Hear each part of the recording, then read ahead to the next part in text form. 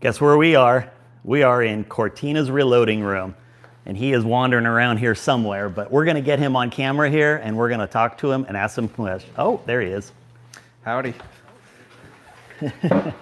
All right, I'm over here. I'm gonna be watching your chat questions, and we're just gonna go from there. So, Eric, what are you loading up for, first off? V2 Finale. V2 Finale, all right, and? And TSRA. Okay. I feel odd. I hope I'm good here. I'm good here. Oh yeah, you're good. All right. I feel like I got my back to you, John. All right, let's chat for a little bit, and then I gotta get back to loading ammo. Okay. So, are people here yet? Nope. Nobody here? Nobody here. 9 watching. Yep, we got people. All right. Well, they better say hello, because Yeah. if not, I'm gonna go back to reloading. So TSRA and the V Squared Finale. This is the first time ever it's been back to back, right? Yeah, it's they're together this year, which obviously is I think it's a good thing.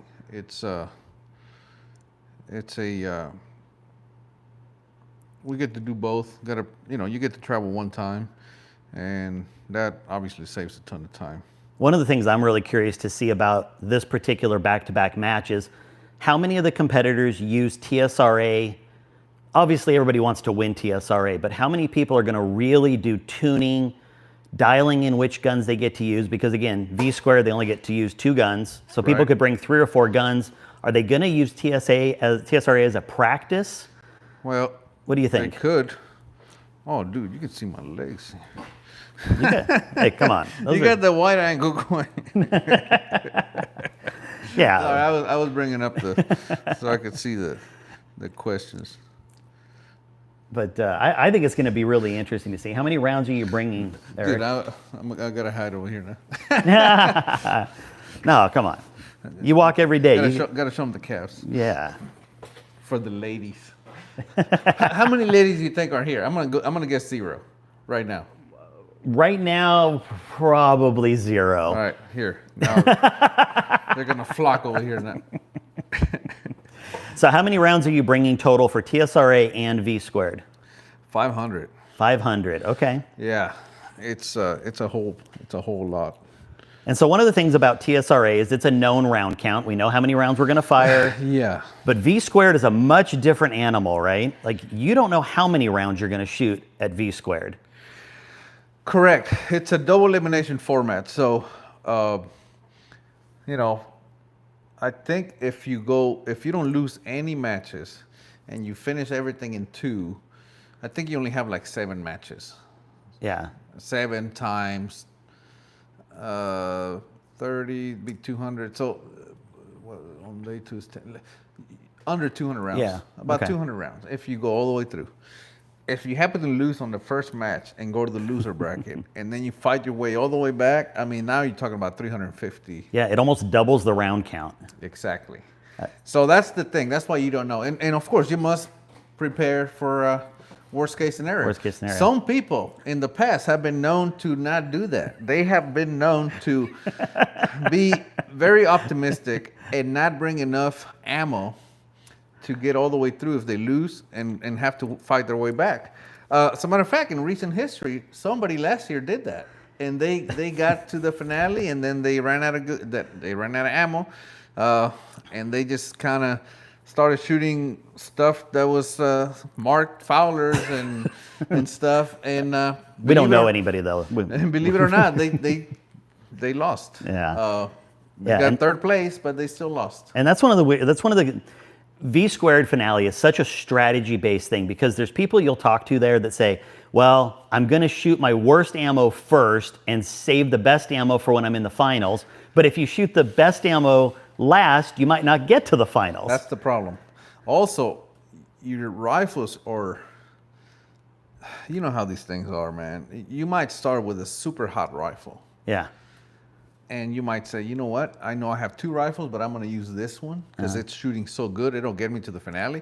But by the time you get to the finale, this thing that's depending on how you get there, it's 300-400 rounds later. it might not be as good as when you started. Yeah. So it might get you to the finale, but not get you across the finish line. And of course, you have the option to bring 2 rifles. But at the same time, if you're doing well, at what point do you bring in the other rifle to say, let's say you have a really good one and you think the other one's still pretty good. Yeah. Do you kind of put a sure thing aside and bring the other rifle in to try to save the good one? Yeah. Hope that the other one's just as good, maybe better, maybe not good. Maybe you lose a match and now you have to fight your way back. Anyway. And at V Squared, when you're in a match with somebody, it's 3 stages, potentially up to 3 stages. You are not allowed to change rifles within that match. Yeah. So you really got to be strategic. That's what I mean, So it's there's a lot of strategy. There's a lot of you literally have to put your best foot forward, your best gun on the line to get to the finale. Thing holds together. And on top of that, now you have an entire match ahead of that where there may be people who only bring 2 guns to both matches. Now they might be putting another couple hundred rounds. But the benefit of TSRA is you can shoot both rifles. You can say, listen, this is going to be my practice match. I'm going to use this match to see which rifle is shooting the best. Mm-hmm. And maybe you shoot them both, and maybe the best one you set aside and then you kind of continue the other one. And maybe you use the rest of the match to try to tune the other one and get it as good as the other one. You know what I mean? So yeah. Having a match ahead is a good thing. Yeah. I know you're going to put more rounds down those barrels, but it's a good thing because it allows it. You can use it as a tuning match. Yeah. Now, a lot of people are going to try to win. Obviously, they're there to win. So, but that's where it really comes in, right? Like, does somebody want to really put all their effort into winning V Squared, or do they want to maybe win TSRA and maybe win V Squared? I mean, if they had a choice, they'd win everything, right? Right. Now, we're speaking as if these guys are not showing up with really good rifles. Right. Everybody that's going to show up, they're going to show up with really good rifles. Best shooters in the country. Not only that, they're going to bring their top shelf gear. Yeah. However, you know how it is when you travel. Sometimes these things are shooting amazingly well when you leave the house. Mm-hmm. And by the time you get to the range, get to the competition, different weather conditions, different everything. Yeah. Things might be different. So that's what we're talking about. And now if everything's shooting well, I mean, these guys are going to try to, and TSRA is pair fire. Yeah. So just like V Squared. Exactly. So let me ask you a question. Somebody's new to V Squared. It's their first time coming, and their plan is to use TSRA mostly as a practice. As an experienced competitor in this, would you tell them try both guns in the best possible conditions each morning at TSRA? Oh yeah. Right? That would be the strategic thing to do, right? Yeah, strategic thing. You have 2 mornings, obviously. Yeah. 2 days, 2 mornings. Shoot one day, shoot the next one the next, and then use the windy conditions for practice. Yeah. With whichever gun. It's not easy. Like it's easy for you because you only brought 1 rifle. Right. Yeah. So it's either going to work or it's not. And if it's not working, you tune it. If it's working, you leave it alone. Yeah. When you have 2 rifles, it's more difficult. I myself bringing 2 rifles, 1 load. Some guys are bringing 2 rifles, 2 loads. Or 2 rifles, 4 loads. We've seen some crazy stuff. Well, what I'm getting at is, I'm bringing 500 rounds. They're bringing 1,000. Right. I don't think there's anybody there bringing 2,000 rounds. I don't think they have 4 loads. Nobody. Again, I think you're. I know one guy on TR that is. I think you're in the mindset that they're showing up to tune. They're not showing up to tune. These guys are ready to go. I mean, it's V2 finale, man. Yeah. It's you don't show up to tune a rifle. You show up, and when I say 2 loads, I mean some people have 2 different cartridges. So now they got to bring 1,000 rounds. Yeah. But. Yeah. And that's really where like thinking about travel, like. We have people that are driving from Delaware, driving from Pennsylvania, driving from Oregon, driving from Washington. Canada. I mean, this is a haul for people. Yeah, it's not an easy match, but Yeah. it's a good one. I mean, both of them. TSRA, Texas State Rifle Association long range match, sold out in 5 minutes. That's how popular it is. Yeah. And it's how many spots? 114. 114 spots. And we have amazing sponsors. I mean, we have a price table that will rival any price table out there. Yeah. It is. Yeah, we just finished going through and It's- making sure everything was there. So if you didn't sign up this year, it sold out in 5 minutes. So next year, TSR8 long range, it's in April. It usually goes out for sign up around January. So get ready because Yeah. this match is, And you can get on an email It's list a for good that, one. right? yeah. So head to fclasspointseries.com and that'll give you all the information about the V you squared. talking And then about for the V2 finale? TSRA, you can go to Bayou Rifles. Bayou Rifle Club. Bayou Rifle. Sign up for the mailing list. So let's answer some questions. Here's one that's going to be in your wheelhouse. Guys I shoot with a brake and develop a killer load. From your experience, will removing the brake open up group sizing, requiring a new load development? I fully expect a shift of impact change. I ask because local matches at Ben Avery and Rio Salado traditionally don't allow brakes. Yeah, well, it's possible. Anything's possible. Believe it or not, it's possible that it might shoot better simply because the harmonics line up better. But it's not likely, but it's possible. So anything's possible. So yeah, I expect a change, but it's also possible that point of impact is definitely going to change, but there's a possibility that everything just lines up anyway. So obviously, I don't shoot with brakes on anything, so I don't have anything that's chambered or barreled have a for. tuner. I have a tuner. So with people that have a brake, can they switch between brake and tuner with yours? Yeah. So if somebody tunes tunes their load with a brake, they could always swap it to a tuner to shoot at matches where they are not allowed to shoot a brake, And then just tune and with still it. tune with it, right? Yep. Okay, so that's an option. Yep. Okay. Let's see. We got Half Mile Sniper who's fixing a few guns. Hopefully that's going well for you. I just got my second. Let's see. Grinding Dust says I just got my second F-class open rifle setup. Do you guys bring multiple rifles to the match, and how many do you manage? Well, we just covered all that with Eric. Yeah. I usually miss these live. Well, believe it or not, this is actually my first live ever, so you haven't missed anything. This is John's first live stream ever. Yeah. So that's why we're going live right now because Yeah. he was in my reloading room. We were And going I to talk and do a little video, and And Eric I goes, said, John, you ever done a live stream? Yeah. And he goes, no. I said, here, let me show you how to do it. Let's do a live stream from my reloading room. okay, question for you, Eric. John, no, it's me. Are you shooting at Bisley this year? No. Bisley. No, I'm not shooting at Bisley.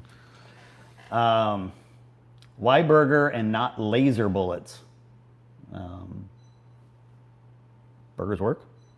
Yeah. We don't fix what ain't broke. Any opinion on dual base Vitivari powders versus single base and barrel wear, jump versus jam with these a factor So in jump wear? and jam is not going to matter where. Double base powder is going to wear out your barrel faster. And let me tell you why. Double base powders burn hotter. You get more speed out of them. If people would take double base powder, let's just say you're shooting 2,900 feet per second with, let's just say you're doing a 6BR 2750, for example, and you're using N150. Let's call it 2,800 just for simplicity. 2,800 N150. And you want to try now N550. If you go 2,800, if you stay at the same speed or pretty close to it, barrel wear should be very similar. The problem is people go, oh, I can go 2,900 now. So they go 2,900. Well, guess what? There's no such thing as a free lunch. You want to go faster, you're going to wear out your barrel faster. It's that simple. And for those that may not be familiar, single base is going to be nitrocellulose, double base is going to be nitrocellulose and nitroglycerin together in some combination. I don't know what that means. All I know is double base powder. So for example, with the Vitivari, oh, look, we got Vitivari right here. Yep. That's what I'm using to load ammo today.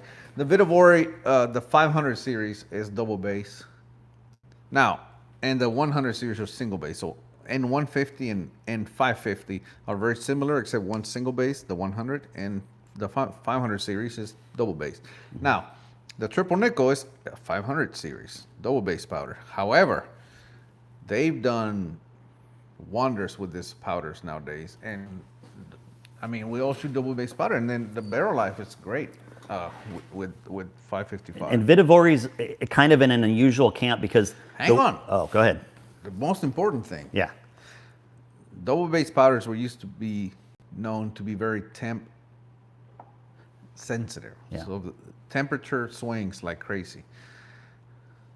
This 555, 565, super stable. So I don't know what they're doing now with these double base powders, but they're way better. Like you can almost forget everything you thought you knew about double base powders with these. This sounds like an ad, but it's not. It's just the truth. Yeah. You know? Well, and what I was going to say is Vitavori is very unusual in how they make a double base powder. So normally with most double base powders, I don't know how it's made. you're going to have a combination of both the nitrocellulose and Do nitroglycerin. you know how it's made? I've watched videos and read. Yes. We probably shouldn't tell people how it's made unless we know for sure. All I know is in their marketing materials, from a Okay. public standpoint, Okay. Vitavori stands alone in how they administer the nitroglycerin to the nitrocellulose, and that is one of the ways they're able to do the powders they do. I don't know any of that. All I know is they go boom and they work. They work really good and they're not temp stable. Like I said, you almost. I didn't want to try double base powders because in the past, and now when I tried this one, I was like, my goodness, this thing's super stable. So Very stable. and barrel wear is not an issue. Yeah. I mean, my barrel wears. I don't want people. Well, Erik says his barrels don't wear. I didn't say that. I said it is not an issue.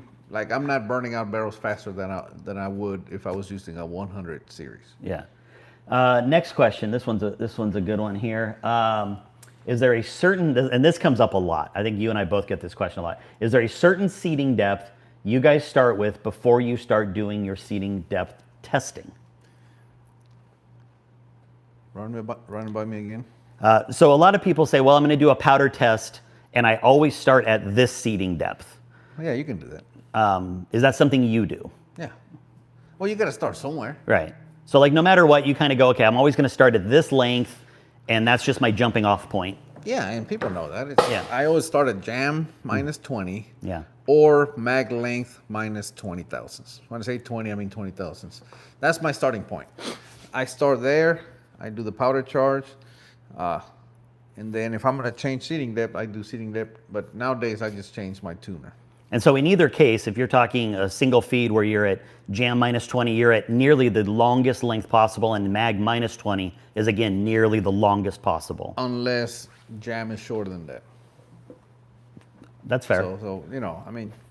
Because you could have a mag fed that jammed shorter than mag Exactly. length. Yeah. Okay. I mean, it's like you have a 6BR built in a 308, right? Yeah. Like the jam length on a 6BR is way shorter than the mag length on a 308. So, Yeah. again, use common sense. Common sense. Yeah. I don't know anything about this, but somebody's asking any opinion on Alex Wheeler rudder for stocks. I've never shot with one. I never have either.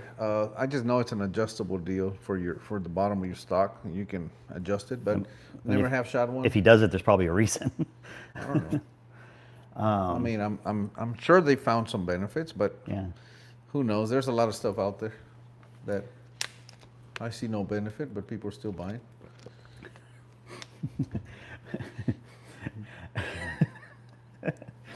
All right. Somebody said, I love me some triple nickel. Yeah, we do too. Are either of you guys coming to Camp Perry National since they're now running now? Sorry. I don't have any plans to go to Camp Perry. Tom is the high shooter in the blackjack open sights. No. That's him. Damn. That's impressive. Yep. That is impressive. It must have been the coaching. I was spotting for. This is one thing we didn't think about until they start showing up with open sights, and I go, "Oh, you kind of need a spotter because you don't know where you're missing. Where you know what I mean?" But this guy did what I expected people to do. He showed up with a true gun that actually could do it, and once he got going, I thought he was going to do it.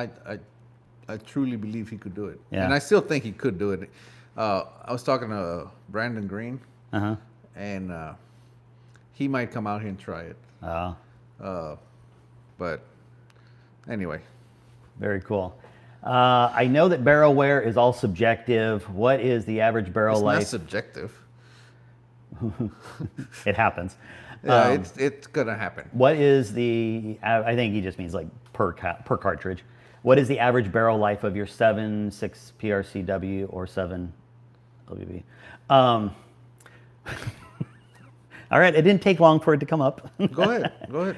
I think so. So here's the thing that, and I'll just speak from my perspective. What's a 7 LBB? All right, go ahead. We'll cover that later. So I mean, I get this How question do a they know lot. about the 7 LBB? Anyway, keep going, John. Because I got watchers. So So you talked about it? I know it was a You secret. talked about the 7 LBB. I know it you wasn't weren't supposed to tell talk nobody about about it. I John. know it slipped. I know that barrel wear is all subjective. What is the average barrel life of your 7.6 PRCW? So I know that this is a question you get a lot. I certainly get it a lot. I think this comes down to what are your expectations? What are your goals with what you're doing with it? And I mean, to some extent, what is your financial ability to replace barrels? So I will say... Answer the question, John. Well, it's subjective. I mean, to his point, it is subjective, right? So I would say that the top echelon of F-class shooters replaces barrels at a much more rapid pace. Barrel wear is not subjective. How we determine when to Well, that's replace not what a he barrel. asked. Okay. Answer his question, and then we can answer what he didn't ask. Have you ever burnt one out? No, Okay, so Yeah. the answer is we don't know. we don't know. I don't know. No. Now, Yeah. tell them what you did. The question I think a lot of If you people are had trying guess, to ask. If you had to guess, let's throw a guess out there. To burn a barrel out with my LBB? PRCW. Like truly burn it out with a PRCW.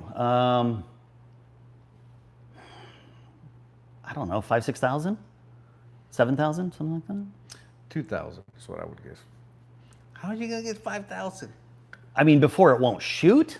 What would you define won't you? It's subjective. That's why I'm saying like when okay. So here's how my barrel. It's objective because you have a 1 MOE target at 1,000 yards. Yeah. But so I would just tell you how I look at my barrels. Oh, go ahead. Go ahead. Sorry, we didn't get on the same page before we got. We're just Yeah, talking. barrel wear question. Who would have thought this be controversial? We're just talking. I would say burnout. It would be very similar to a 284, about 2,000 rounds, if we were to do it. 5,000-6,000 is I don't know what that. What do you mean by 5,000 or 6,000? Let's go. That's Let's what I'm talk saying. about it. Yeah. Like, look, if somebody says, look, I have a barrel and I'm going to shoot it and I don't care if I shoot a 2-minute group, you're going to get 5,000 rounds out of a barrel probably. But I think that's where it all comes down to He's talking to us. competitive. So the assumption would be after about 1,500 to 2,000. Yeah. I look at it because I shoot 600 yards every week. So if I have a barrel that will not consistently shoot better than 50% X's for me at 600 yards, I ditch it. Once I start shooting single-digit X's, it's gone. Okay.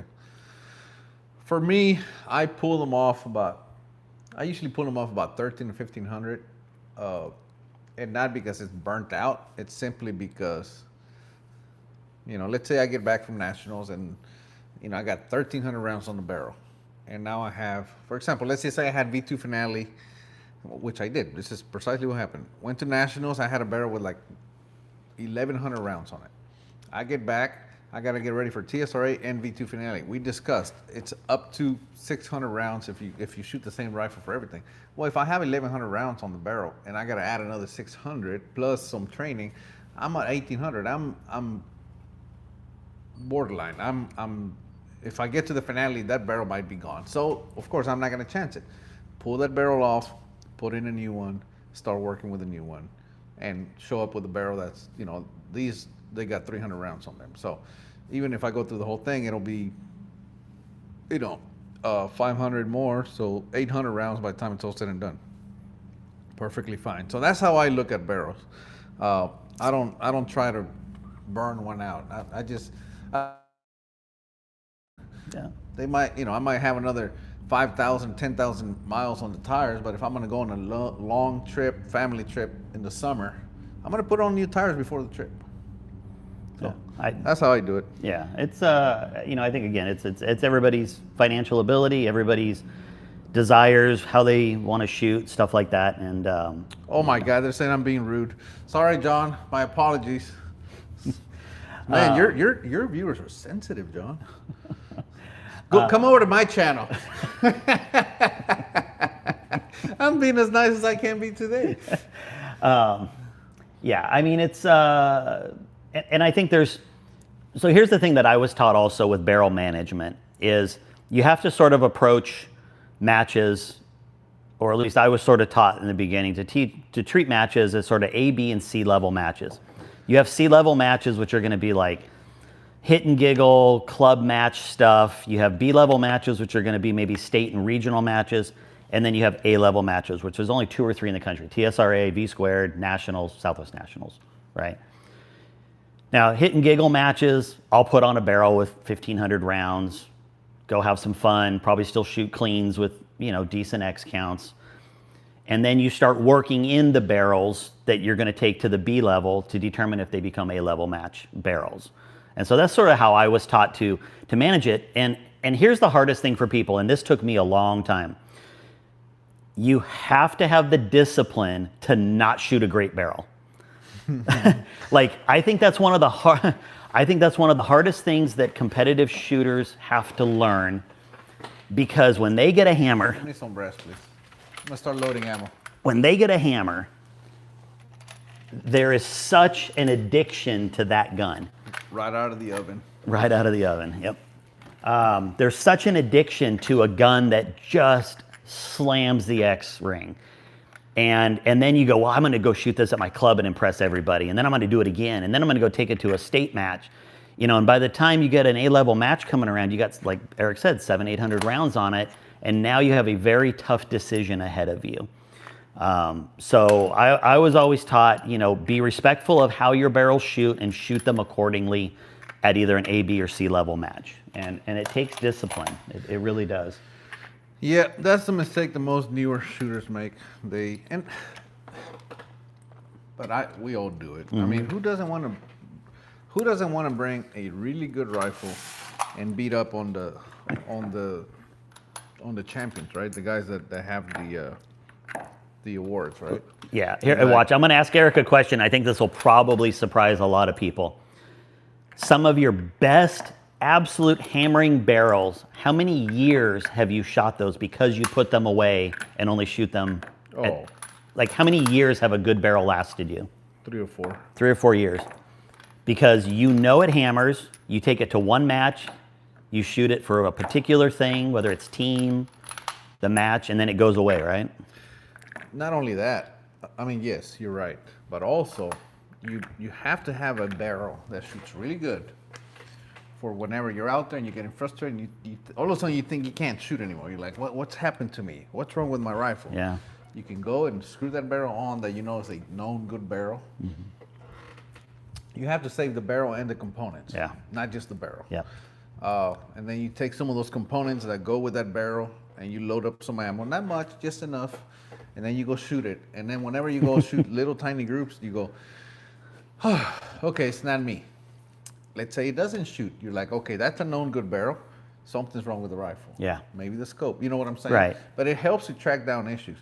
Most of the time, what's going to happen is you're going to put that barrel back on and you're going to go shoot it, and it's going to shoot tiny little groups, and you go, okay, I can still shoot. Everything's fine. It's just that other barrel is just, you know what I mean? It's a sanity check, right? It is. Yeah. And it's important.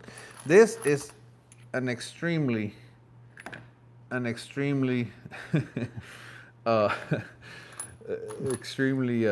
mental game. Yeah. So if you don't have full confidence, it's tough. It's I just read conservative snipers.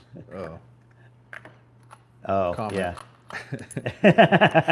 All right. So J-Rod says, newbie here with Leprua Virgin Brass. I noticed there's a lot of shoulder bump compared to some fired brass I had from factory ammo. Do I need to resize the Virgin Brass to be a 2000th bump? All right. What? The poor virgin brass, I noticed there is a lot of shoulder bump. Well, there's no shoulder bump. It's just short. Yeah. Compared to some fire brass I had factory. Do I need to resize the virgin brass? Well, you can't resize it longer. Yeah. Like, it's already too much. You can't resize it longer. Like, if you resize it, you're only gonna make it worse. I do suggest you run a mandrel, expanding mandrel through the necks, because they're usually pretty tight. Yeah. This is where jamming the bullets comes in handy. Back off the load, put the bullets in the rifling hard. You know, we call it jam. And what that's going to do is that's going to hold the case head against the bolt face.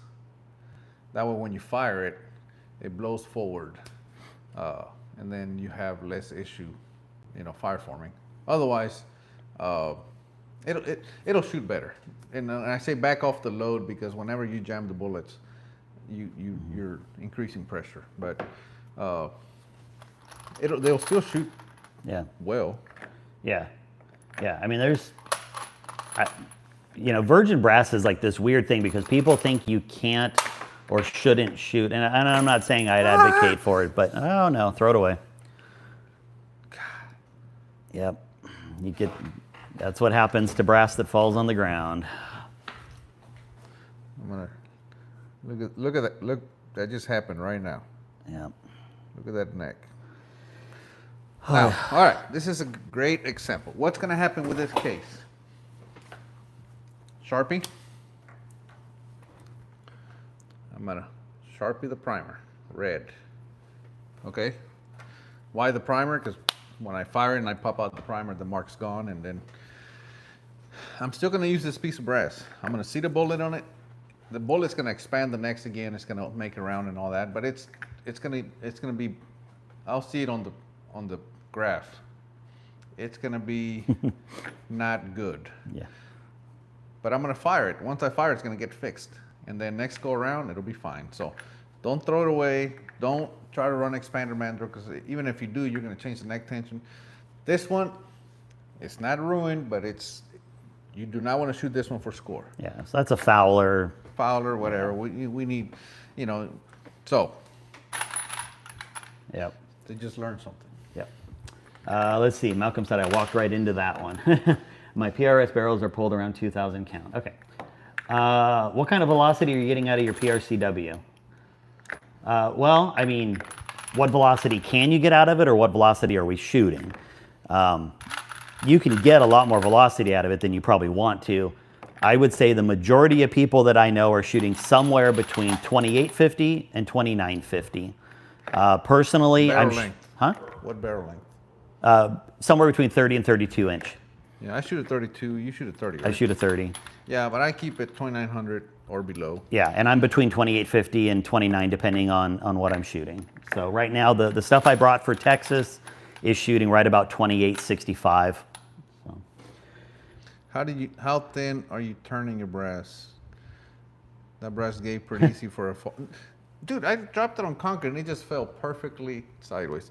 To answer your question, 12.5 thousandths. Yeah, same that I do. So, but no, it hit. It's concrete. To be fair, a virgin brass would have dented also. It's concrete. And it's brass. Okay, my local range is San Luis Obispo. Can I talk about? I just said concrete, and then I'm reminded that I must always remind people that it's concrete, not cement. I had a construction background, and that was one of my pet peeves. So let me cover that right quick, John. Because a lot of people say, "Oh, I dropped the rhino cement."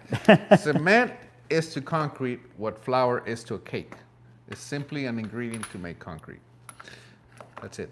Done. Yeah, because it's Portland cement, right? Typically. Well, but it's cement is the powder to make concrete. Okay. My local range in San Luis Obispo completely shut down after 50 plus years of being open. Be thankful for your shooting sports. I miss it. I'm trying to think where you are. San Luis Obispo. Yeah, I mean, obviously there's places that you can get to that aren't horribly far from you, but that's unfortunate.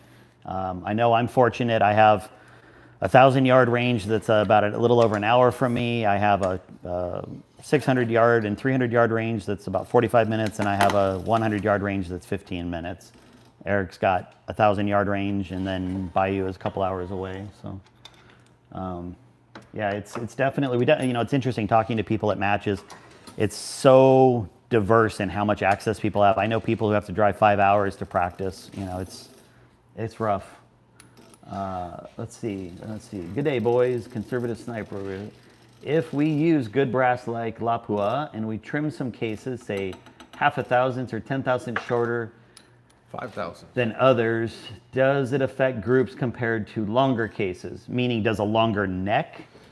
Yeah, what he's asking, he's at 5 or 10,000. Right. What he's saying, let's say you have all brass, I'm going to call it 0, right? That's your 0 line. And then some of it is trimmed 10 thousandths more than those. Yeah. Is it going to affect group size? Yeah. Yeah. Oh, yeah. I want them all the same. Oh, well, okay. I know you Yes, want them. it will have an effect. I don't think so. As long as your neck tension's the same, which 10 thousandths, it's not going to affect neck tension. But in all fairness, Yeah. if I told you I screwed up the Giroud last night and trimmed 1/10,000th, you wouldn't want to shoot it with. Well, I wouldn't want to shoot it with it, but I don't think it'll matter. Yeah. Now, I don't think it matters. Yeah. Actually, I've done it. I bet you if I measure my brass, it's not all exactly the same. Yeah. But I don't think it matters. Okay. Question on the V2 tuner. I found the smallest consistent groups with the tuner turned out. This is actually really great. This is a fantastic question. And watch me shaking my head. You can see Erik shaking his head. And it's because Erik and I literally had this conversation 2 days ago at the range. And I mean, look, I learn stuff every day too, but I'm going to read the question and then. I'm going to log into the website, Okay. my website, in the meantime. So I'm going to read the question. On the V2 tuner, I found the smallest consistent groups with the tuner turned out 2 revolutions from bottomed out. Oh, from bottomed out, which is only Well, one which tuner is it? V2. So he was really 1 revolution in. Well, If he was 3 from he bottom. should never have been bottomed out. Right. But All right, so the V2 tuner, yeah, at that point, but he is saying at that point the nut is a little loose and does move under recoil. exactly. You should never go out. You're supposed to start a flush and work your way in. Which is 3 revolutions in. Well, John. More or less. Yeah, I don't want to talk like that because then it depends on how the gunsmith cut the threads. Okay. There's just a lot going on. So I don't want to tell people that. All I'm saying is you should always be V2. You're supposed to start flush and work your way in. Okay. If it comes loose under, more likely you unscrewed it too far and you lost spring tension. It also has an O-ring there. But yeah, I heard John's live stream the other day, and he was talking about how he has his 1 revolution out. And we had to have a discussion about that because I said, if you read the instructions, set at 0 and move up from there. Move up. So you go to 0 and then you're always moving up on the numbers. Up. Never backwards, which is what he was doing. Well, guess what? When you go out, you lose spring tension. And then what you're having issues with can happen. So. And if you go out, the O-ring comes off the barrel at that Now, point. if that's where you must have it, and it's tuning right there, take it off, put a dab of blue Loctite, put it back on, and before it dries completely, turn it a little bit. You'll be able to turn it, and then that's just going to give it additional tension. But yeah, don't turn it out because that happens. Well, some people don't read instructions. Hey, let's being honest.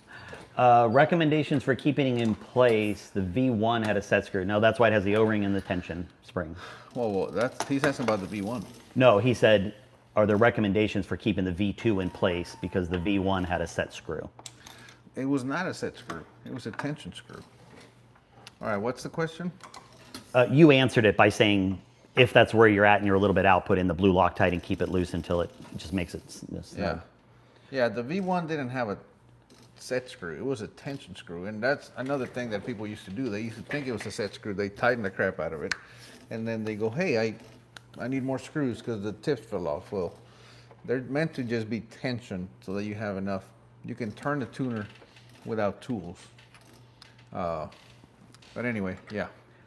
Okay, is there such a thing as cost-effective neck turning? I guess it depends what cost-effective is, but you can get, actually K&M makes a great neck turning tool that's, I think, $100 or something. You can go up to about $300 or $400 and go with the 21st Century.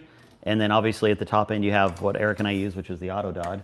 But I mean, I guess cost-effective, if you're looking, in the couple $100 range, K&M makes a great tool, and 21st Century makes a great tool. They both work a little bit differently, but Just get the 21st Century. yeah, the 21st Century is a little mini lathe that works awesome. That was the first thing Wait. They call it a mini lathe. No. Am I being rude again? I'm just telling you what they call it. That's an option. The powered adapter, yeah. The lathe. Yeah, I'm sorry. You're right. In my mind, the only reason you buy a 21st is to have the mini lathe. No, you can buy just the neck turner. Just that, yeah, that's right. And do it with a drill. Yeah. And then you can get the little mini lathe, then you can get a powered. Then you can add on. But you can just just get the neck turner. He's asking for a budget option. Cost effective is different for everybody. I've given some options. Well, yeah. But I forgot that 21st you can buy just the cutter head. Yeah, I forgot. Just buy the neck turner. It works great. I like the adjustment on it. That's what I used to use. Yeah, me too. Before. So anyway, yeah. Now.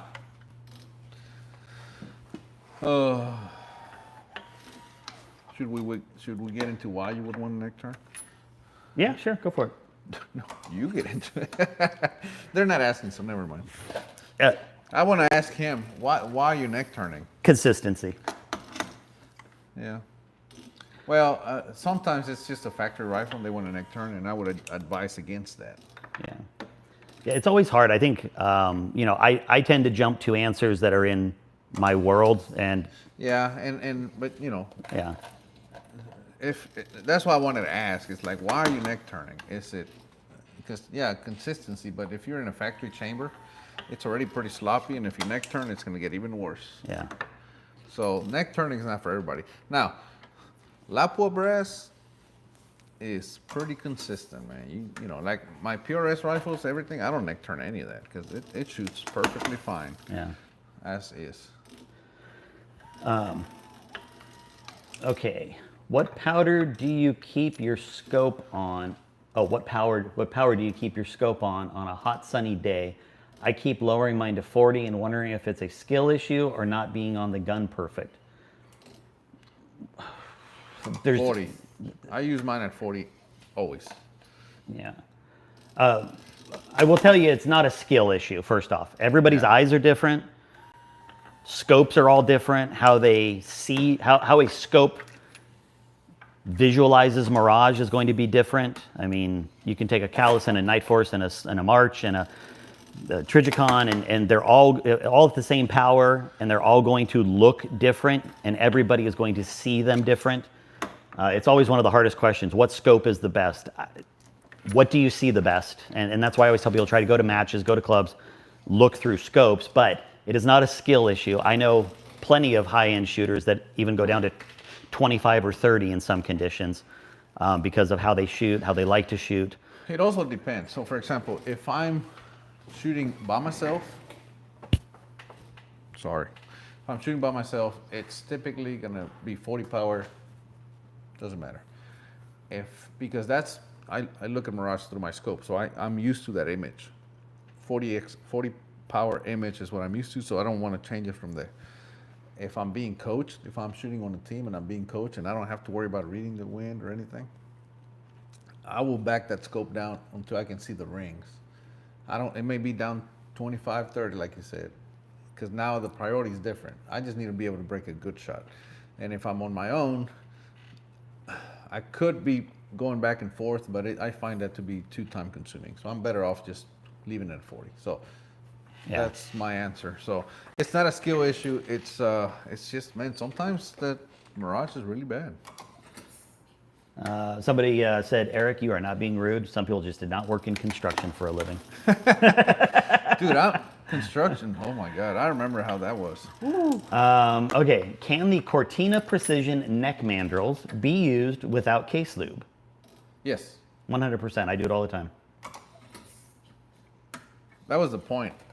I was so sick of having to lube the necks and then run a mandrel and then clean the necks. And I'm like, why am I creating 2 jobs for myself? And I think because of what you coat them in, some people mistake them for being tool steel when they see like a picture of them.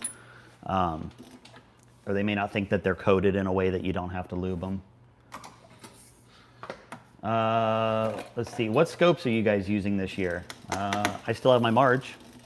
And I'm using my Collis 1050. And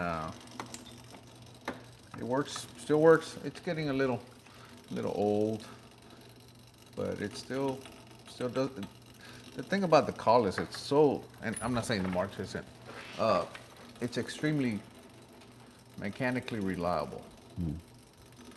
Yeah. So, I'm out of powder. So what are we talking about? We're talking about repeatability when you dial up, dial that's down. what I meant, like solid. Yeah. Hang on, I need more powder. Yeah. What do I do with the funnel, John? Oh. It's over here. And so when it comes to scopes, having faith that your gun is going to track how you want it to move is absolutely critical. And I really do recommend, no matter what, go out and do a tracking test. And in fact, we were playing around, going up and down. Go up 3 minutes, take a shot. Go down 3 minutes, take a shot. Go up 3 minutes, take a shot. Go down 3 minutes, take a shot. Meet it in the middle, Well, then you go gotta up. have a good gun. Yeah, I mean, you got to have a good gun, but definitely, making sure, because once you have that faith that your gun tracks the way it needs to, it does help when you're at a match and you want to make a change. You're not afraid, like, oh, I'm still going to go out the top, or something weird's going to happen. Let's see. Sorry for all the clicking, but JP said the two of you. Aw, thank you. the what? JP just said the two of you. Okay. Johnny says, morning guys, are you still running the Mark 7 auto drive? Love to get an updated video of any changes or upgrades made. Oh, you might want to turn your camera around there, John. So I'll get to Eric's change in a minute. I'll just speak to myself right now. I am still currently running Mark 7, 750. I haven't really done a lot of updated videos with it because honestly, the thing just hammers along. I still size on it. I still prime on it. I do a ton of stuff. I sort bullets on it. I love mine. Now I'm gonna come up and mess with the screen for a second, and let me just make sure we're safe over here. Oh yeah, be careful with that. Are we safe this direction? Okay, I'm just gonna go like this. And how's that picture, Eric? I can't see it. If you get behind the phone, you'll be able to see it. Oh, well, now you're just being smart. All right, so here we go. This is his Apex 10. And so this is a complete Mark 7 product. And so instead of having a 750 with an auto drive, it's a complete Mark 7 product. I'm gonna tell you, I've got a little FOMO, but it's pretty amazing. It's definitely more money, but let me make sure we're still good here. Yeah. Definitely some more money, but man, like, it's pretty sexy. He was showing me shoulder bump. So he had run 500 pieces of brass, and we literally were pulling brass out of 5 different buckets, measuring them, and they were, I'm not even joking when I tell you the furthest off was 1,000ths, and almost all of them were 0 or half. I mean, it was incredible to see. Now, I allow a little more variation because of how the 750 works. I typically am 1.5 thousandths on my headspace variants, usually about 1. And but to see, and that's about what you were getting in yours, right? Yeah. Yeah. Now I still have my 750. Yeah, it's right over But here. It's been repurposed. Yeah. I'm gonna show 'em. Okay. Let me go around this way. So this is my 750. I still have it. Still has the auto drive. but I keep the bullet flow on it at all times. So whenever I need to point bullets, I just get it up and running, and I point bullets on it. So that's what I do on it. So this is my bullet pointer, and of course the Apex 10 is the my brass prep. Before you ask, they're gonna ask, John. Yeah. Because it doesn't do magnums. Well, But if you buy one, it won't do magnums. off the shelf, it Not doesn't. Yet. Yeah, not yet. It's coming soon. Yeah. We machined the magnum plate for it. Yeah. And we machined some parts on it to make it work for magnums. Yeah. So that's where we're at with that thing. But it's truly amazing. The shoulder bump consistency it's as close. It's literally like my coax over there. And like John said, I had 500 pieces of brass everywhere, and we just randomly. And it was crazy. It's like first thing when I walked in the shop after I got here, Eric's like, come here, come here, come here, come here. Like he was like he was like a schoolgirl, man. He just, you got to see this. You got to see this. You're not going to believe this. And I'm like, what? He goes, here, grab the calipers. And I grab them and I'm all, I'm like, holy crap. Yeah. It was pretty good. It was pretty insane. All right. So no turn neck. So turn neck, no turn neck. I turn just to true high spots and only shoot La Pua, just me. Yep, that's definitely a way to do it. Half mile sniper. Which neck mandrel die should I get for my 7 Creed? I run one for my 6.5 PRC and love it. Eric? Well, 2,000 under bullet diameter. Need a separate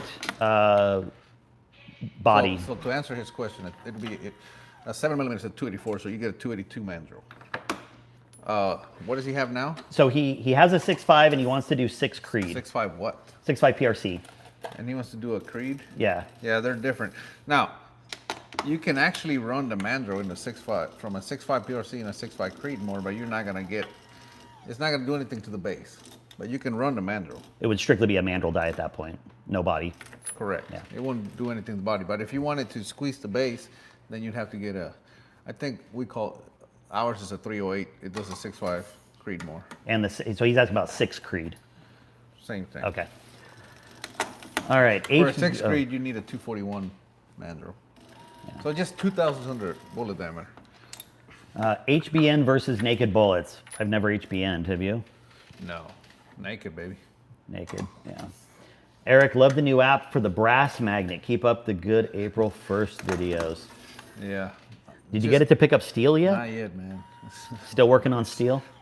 I can't believe we're stuck. We just hit the wall with that one. And we weren't going to release it until we figured out how to pick up steel, but yeah. We figured might as well put it out there. And yeah. Oh, High Power Bear says, any ideas when the brass magnet will be able to work with steel cases? I'd love to pick up my steel case 7.62. Sorry, man. It's not looking good. No. Yeah.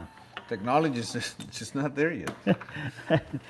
Okay, so until there's more questions, I'm going to ask a couple questions here and put Eric on the spot. But I'm going to go through 3, and not bad stuff. All right. I'm going to go through 3 scenarios, just simple answers. All right. What is the first piece of advice that you would give to a complete newcomer to not just F class, but competition? Don't try to win. That's the best advice I never got. Yeah, for sure. Is that enough? Yeah, sure. We'll run with that. I think that's great advice. How about to somebody that has been competing, does okay, never won, and is looking for something to help him or her? Looking for something like mentally or like a little nugget of wisdom that maybe they haven't heard that would. Oh, I got a good one. Okay. Don't try to win. Okay. Well, No, I think it's good. That's why I'm asking. If you try to win, you're going to put way too much pressure on yourself. And the minute you're winning, you're going to throw it away because the pressure is going to build, because you're trying to win. If you go out there and you say, I'm just going to go and shoot, and I'm going to, okay, I guess second one would be come up with a process. You have to have your own system. And I have my own system, and I'm sure John has his own, but all the top shooters have a system that they follow. because you will fall to your lowest level of preparation. And whenever you have a system and you employ that system all the time, this is how I close my bolt. This is when I close my bolt. This is, I look at the target, whatever your system may be, perfect that, follow it, and if you continue to improve on that system, grade yourself on your system, not on your score. For example, if you say, I always check the target number before I pull the trigger, and then you caught yourself not checking it 2 or 3 times on a 20-shot string, well, you know, that's 3 out of 20, so that'd be, what is that, 1.5%? So, you know, you count points off for that, and then you do, or 15%. And then you'd go, you know, for example, I got in a hurry a few times, and your system, you don't get in a hurry, right? So when you're done, you kind of give yourself a score on your system or your process, and you go, you know, I kind of failed at that. Mentally, I started thinking about the score. I started wondering where I am in the leaderboard. None of that should be part of your system. And give yourself a score. You know, maybe, oh man, I'm going to give myself an honest 91.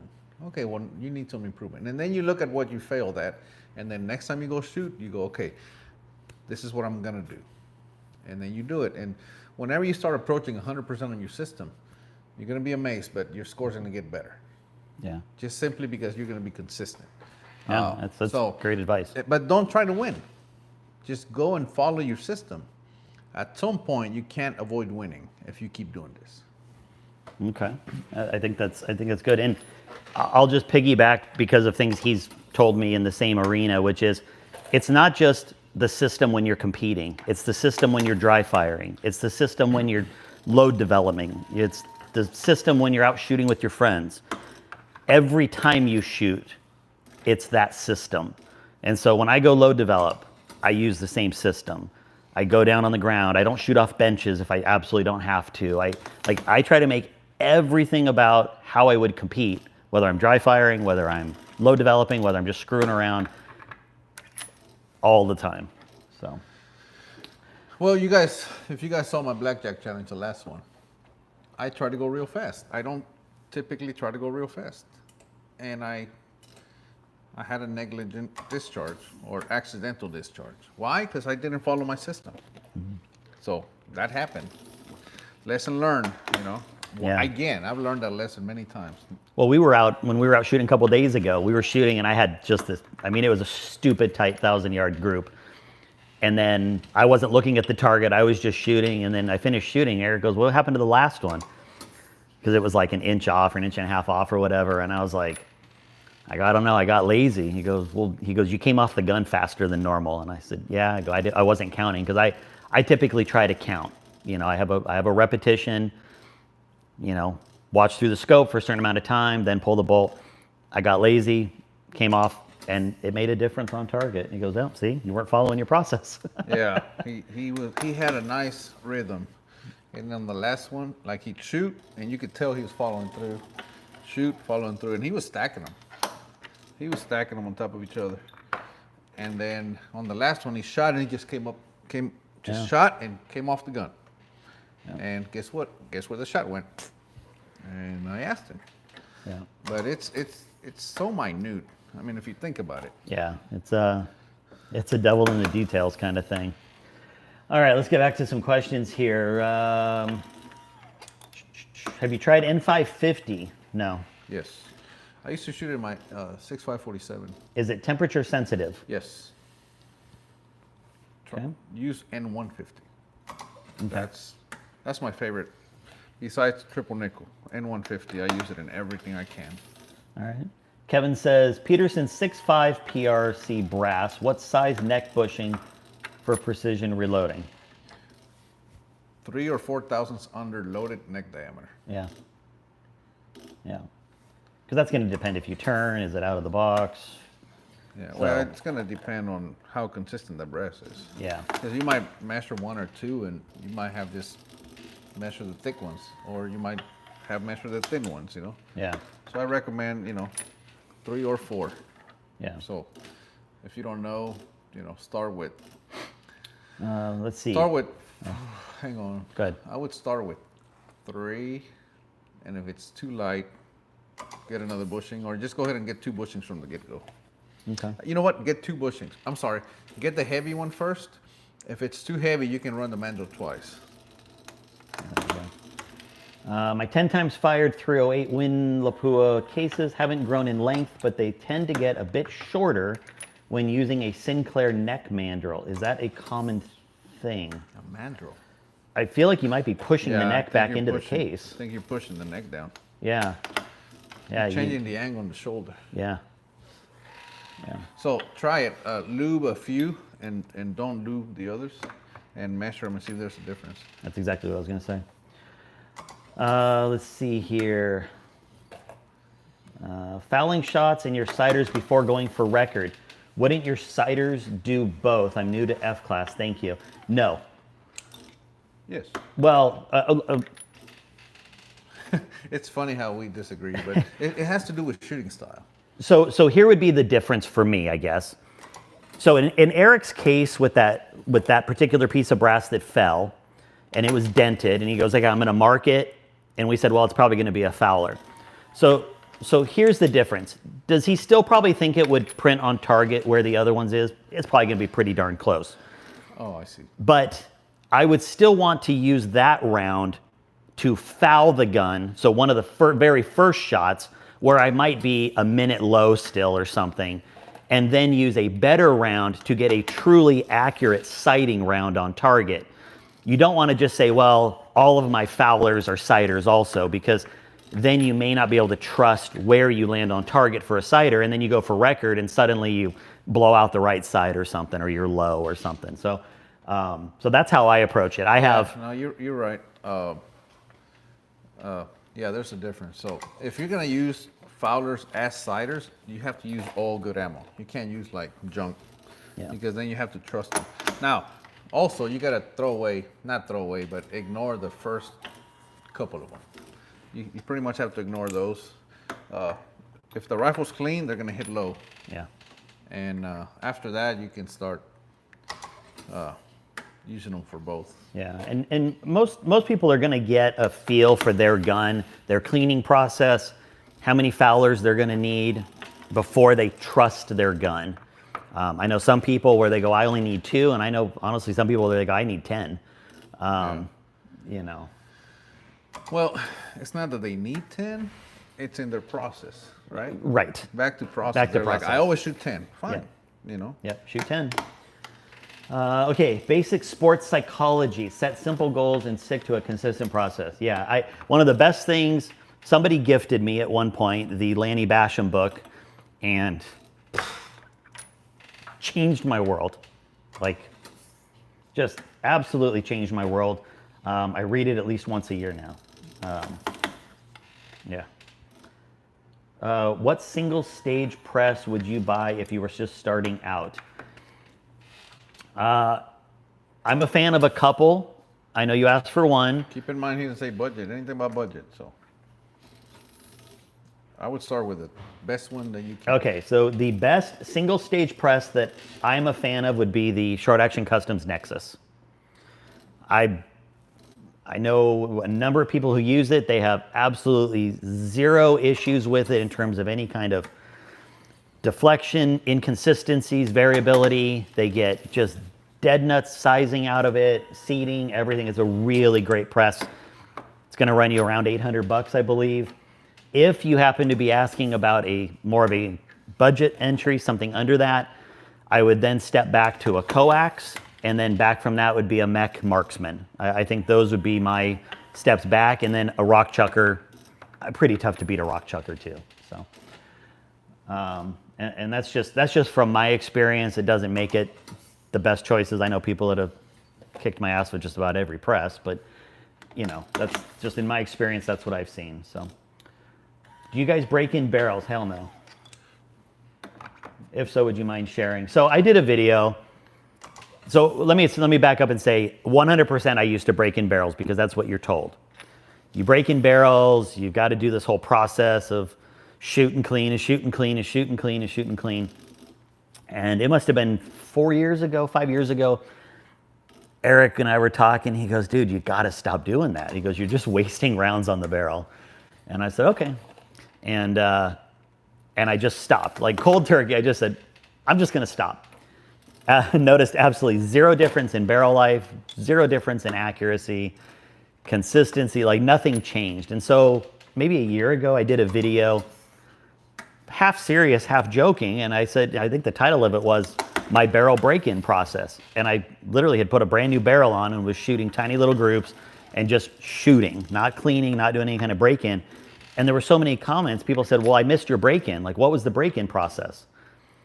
And the point was, I don't break in my barrels. I know Erik doesn't. I know a lot of people who don't break in barrels. There are still people who, as part of their process, break in barrels because that's what they feel has worked for them and that's what they continue to do. So if you feel like breaking in a barrel works for you and gives you some mental advantage, go for it. I can just tell you with a quality barrel like Bruck's that we shoot, I have never found a need in the last, I don't even know how many years, 4 or 5 years, to ever break in a barrel.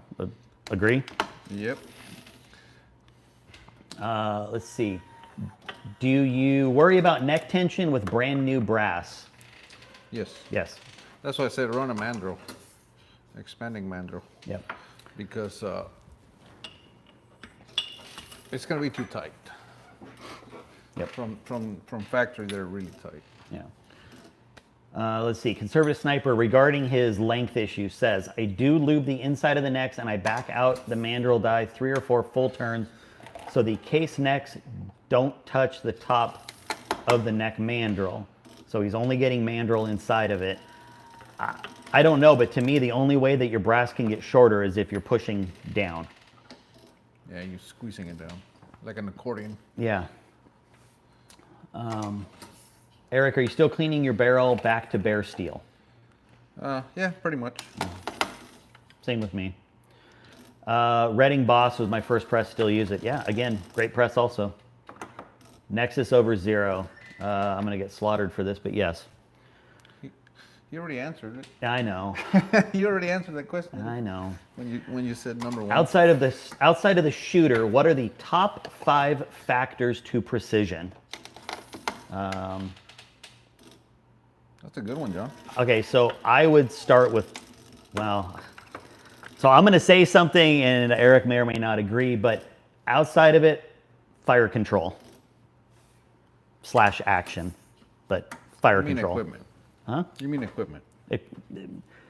Equipment, yeah. And you know, it's specifically action. Then, I mean, you have to have a properly bed stock. Like, you would not believe the difference if you have a gun and it says, you know, somebody goes, well, it was bed for a 700, and you throw something that has a 700 footprint in it and you think it shoots pretty good. If you get it properly bed, not just to where the bedding looks good, but properly bed, it will change your world. Having a fire control that doesn't drag, that is consistent, that works properly will change your world. You know, being consistent in how you assemble your gear will change your world. What are a couple things for you, Erik? Well, I mean, equipment. Yeah. How many things? 5. He wants 5 boy. outside of the shooter. All right. I know. Brass barrels, bullet. Brass barrel bullets. Yep. So equipment. Brass barrels and bullets are going to get you most of the way there. A good action. That, I mean, I use Borden's because, like John said, the firing control. It's just more consistent. Mm-hmm. And good glass. You need a good scope that tracks reliably. You know, because if it doesn't track, Yeah. or a lot of scopes track, but they don't hold their crosshair. Like, you shoot and the crosshair bounces. You can't see it, but if you put on a scope tracker, you'll see it. So I've got another really good one. A mentor. yeah, there you go. Like, 100% find somebody better than you. Most shooters have an ego. It just comes with the territory, and they don't want to admit they're wrong, admit they can learn, or admit. Finding a mentor is critical. It doesn't matter at what level you are. Find somebody better than you. You may end up finding a different mentor down the line, but find somebody better than you, somebody that's doing what you want to do, achieving what you want to achieve. Somebody who's already there. Somebody who's been there that can help, as Erik says, give you a blueprint, a roadmap to getting started the right way so that you are not having to correct mistakes as much, and you're also not having to waste money or time. Like, I think F-Class is a perfect example of mentorship in action, because if you look at F-Class 5 years ago, there were probably less people being mentored by really high level other F-Class shooters. It was happening, but a lot of guys were left on their own to figure it out. Now with the advent of more teams being developed, more knowledge out there, there are more people than ever being mentored, and the results in the matches are showing, like, the ramp up level for new shooters is insane compared to when I came on board. And when I came on board, it was light years ahead of when Erik came on board. So when I started, we didn't have hybrid bullets, we didn't have annealers, we didn't have any of that. I mean, annealers were around, but they were like, nobody used them. Yeah. Okay, go ahead. No, go ahead. Okay. Paramount Tactical says, longtime listener, first time commenter. Erik, are you developing or thinking of developing your own press? Nope. Good. Are you guys going to Rattlesnake Mountain Shooting Range this year? I don't know if I'll go to Rattlesnake this year. I used to go a lot, or a lot more. Unfortunately, it conflicts with another range that I honestly prefer to shoot at in Bend, Oregon, because they shoot on the same weekend. So, and I have friends that live out there, so I tend to shoot in Bend, Oregon more. I don't shoot in Rattlesnake that much, but I love shooting Rattlesnake. It is a wonderful range. Erik, are you planning to expand your calibers of sizing dies? Maybe a 7 PRC? Yes, we're actually already working on them. Yes, we're working on them. Okay. Thanks, guy. Lunch break's over. All right, Kevin. We will see you next time. Conservative Sniper says, where'd you go? What's happening, Gary? I didn't see the MOA sucks sticker.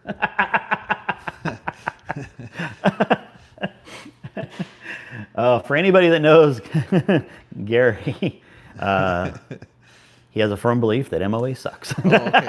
All right. Paramount Tactical. Gary Melton. One question I hope you guys can put to bed is ring and mount lapping. I know Erik and I have discussed that, and he doesn't do it or recommend. Whoa. I guess we must not have talked about it. He doesn't recommend, which is why you do. Why do you? Okay. I'm not saying I don't recommend it. I'm saying I don't do it. If I was less lazy, I would do it. I'm going to be honest with you, because Speedy says, assume everything's broken until you check it. Okay. Let me see if I can pull up a video here. What do you think, John? Which one? The lapping and the ring bedding. I've never done it. I'm going to probably subscribe, and this is just me being honest. I have just for all time tried to use high quality, well-respected brands, and I have a bit of blind faith that the rings are going to accomplish the goal that they are set out for. And I've had probably one set of rings that I could feel weren't right, but I wasn't going to waste time trying to fix them. But I've honestly never lapped. I've never bed rings, so I can't speak from experience. I don't have it on my phone. Oh, I had the other phone. That's right. Oh, I asked Mr. Håkon Spur, which is spur mounts, that very question at SHOT Show.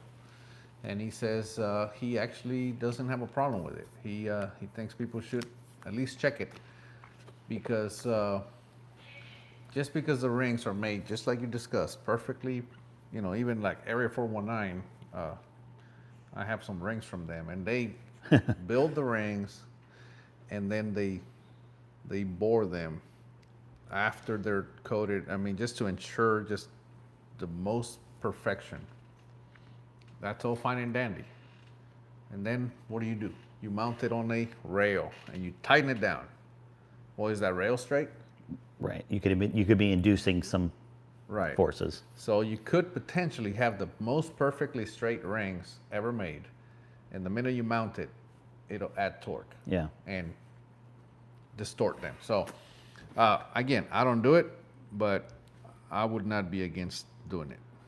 Yeah. Here's a brake question versus tuner for you, Eric. Have you seen a velocity drop when you go from a regular brake to an extra tuner brake? So probably just a regular brake to a tuner brake. I don't see why there would be a velocity drop. No, Okay. I haven't seen it. I may have missed it. Why a Nexus over a Zero? Very. Eric's laughing. Yeah, because you knew this. It's obviously well made. Stardust Customs makes fantastic stuff. So for me, the difference is in how they created a press that doesn't have any possibility of variance or deflection.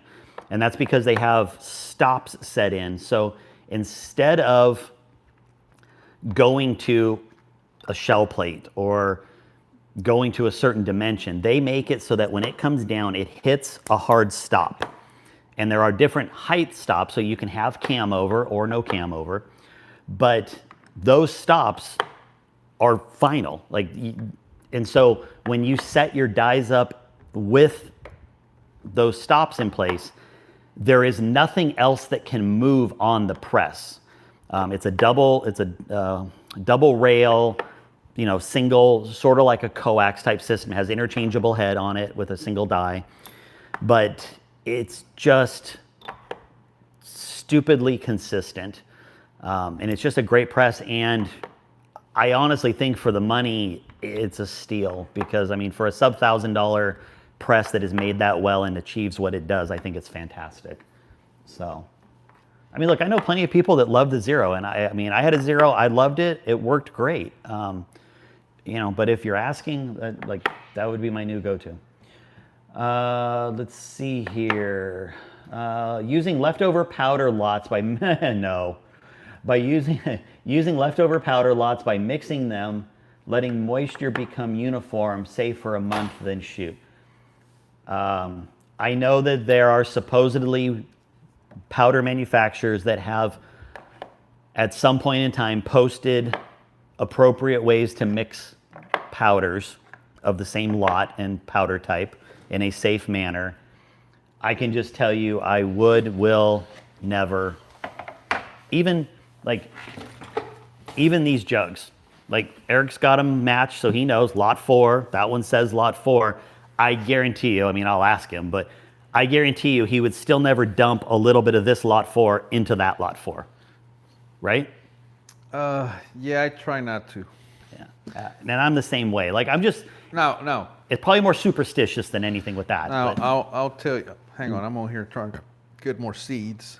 Okay. But I'll tell you, I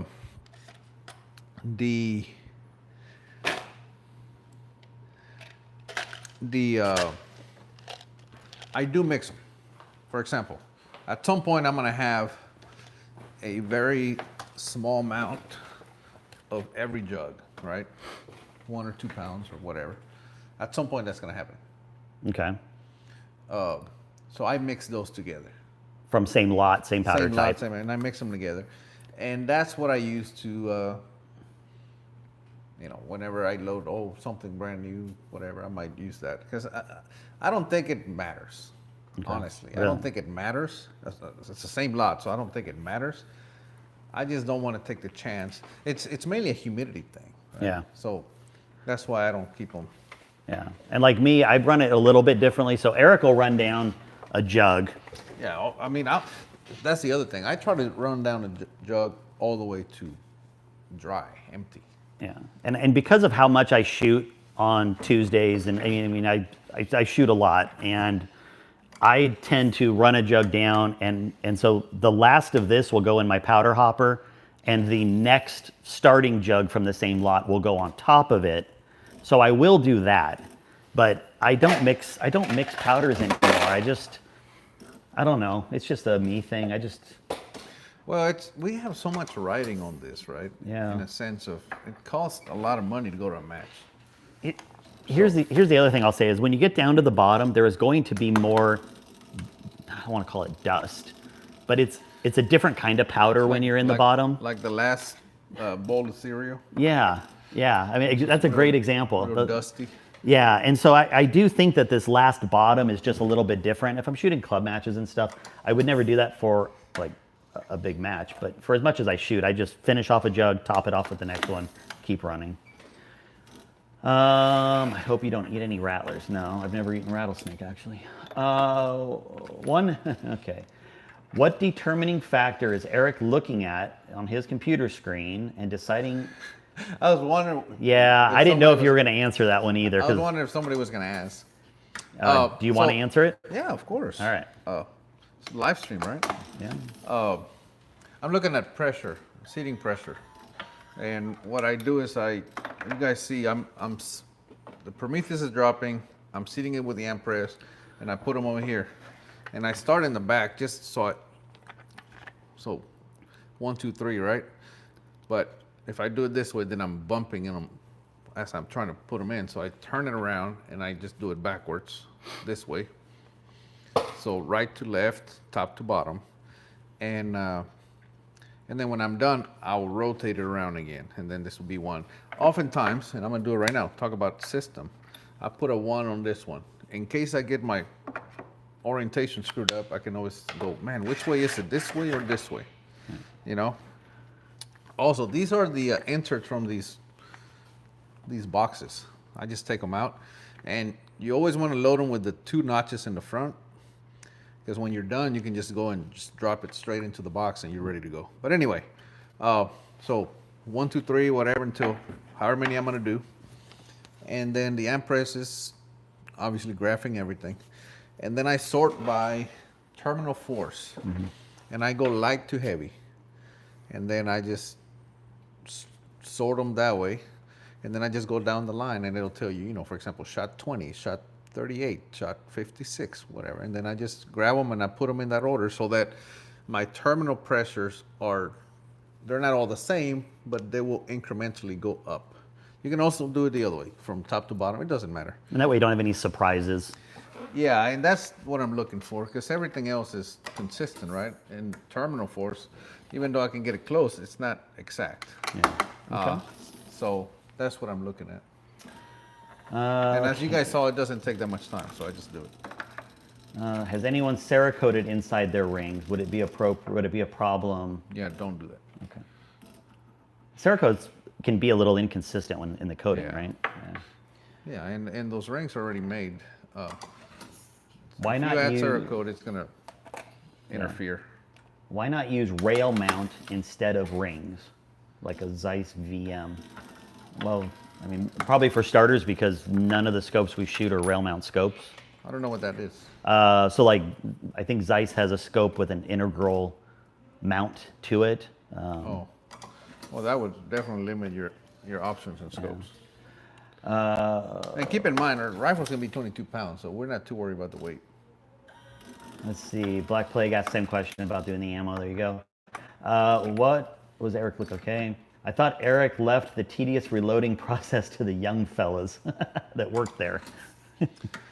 No. I gotta do this.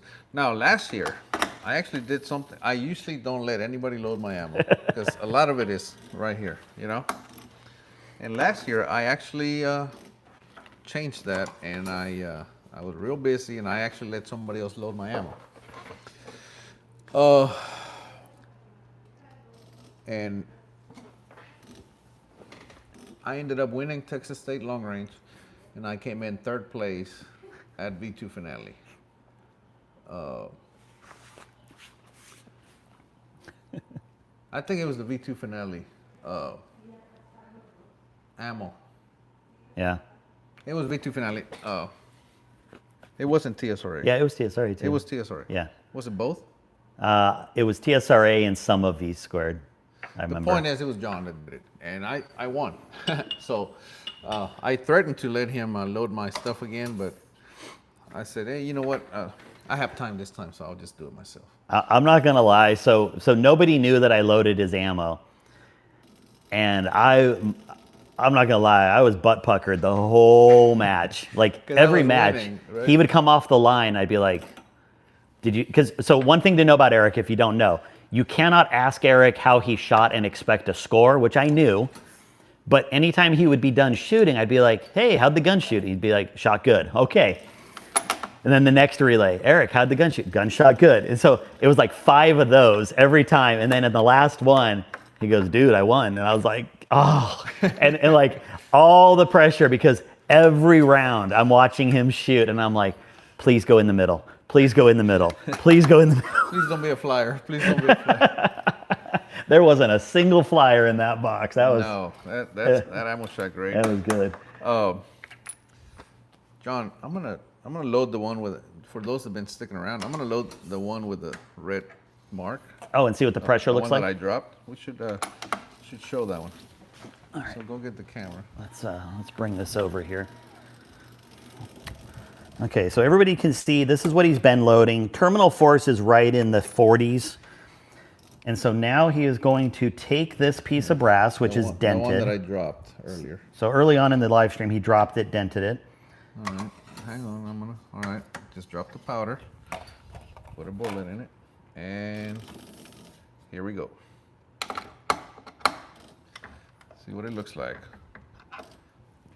on the graph. There you go. Wow. So those of you wondering if the amp press is worth it, Yeah. Yeah, I loaded all mine on it. you know, I mean, that one was an obvious one, but there's some that have some imperfections that you don't see, you miss them, whatever, and then this thing will catch it for me. So that's why I use it, you know. And as you see, I mean, you guys see what my system looks like. The Prometheus will throw the charge, push the button, drops it, tap the funnel, grab a bullet, put it in the case, and I just push it over there. The amp press will sense the pressure. It'll seat the bullet, and then it goes in there. By then, this thing's usually ready to go. Do another one. Tap, tap, bullet. Rinse and repeat. Rinse and repeat. Okay? So, and then when I'm done, I'll sort it just like you guys saw me sort it. All right, here's a question. I've heard this. I've seen some comments on a couple forums about this. Have you ever considered combining 2 different powders? I think that is very dangerous. Yeah, don't do that. Very, very dangerous. You need to use powder the way it was designed in the charge weights it was designed for by itself. Yeah, don't do that. Don't do that. A question for Erik. Some time ago, you talked about building a rifle in 257 Bob. Oh my goodness. Yes, yes. For your kids. Yes. Have you, and will you do a video? That has turned, it's turned to be a nightmare. It's turned into a nightmare simply because everything takes so long to get. You know, I still want to do it. I think I still should do it. But it's one of those things that started as I need to do this, and of course I did a live stream on it because I was very like energetic about it. I'm like, this is gonna happen. And then once I started doing it, it always turns like everything else turns into where it takes forever, and then I lose. I don't want to say focus, but I do lose focus. So yeah, I still want to do it. I have majority of the parts. You oughta look at the last question that just came up, Eric. Well, just read it to me, because I'm loading ammo. Thoughts on one shot? Don't use it. Throw it away as far as you can throw it. Shoot at it. I tell you what. Shoot your one shot and post the video. Oh my God, just. Any other questions, John? Do you know anybody that successfully uses one shot? Nope.